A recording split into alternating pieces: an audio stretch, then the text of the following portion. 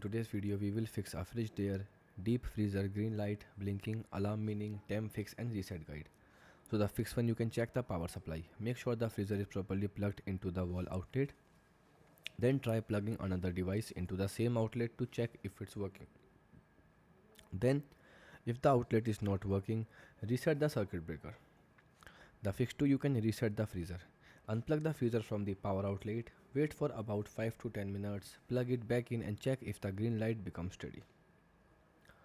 Fix 3, you can check temperature settings. Open the freezer and locate the temperature control knob.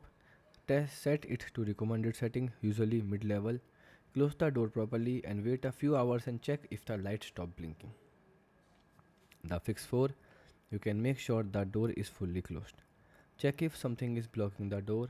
Inspect the door gasket, the rubber seal if dirt or damage. Clean the gasket with a damp cloth if needed and close the door tightly and check the light again. Goodbye.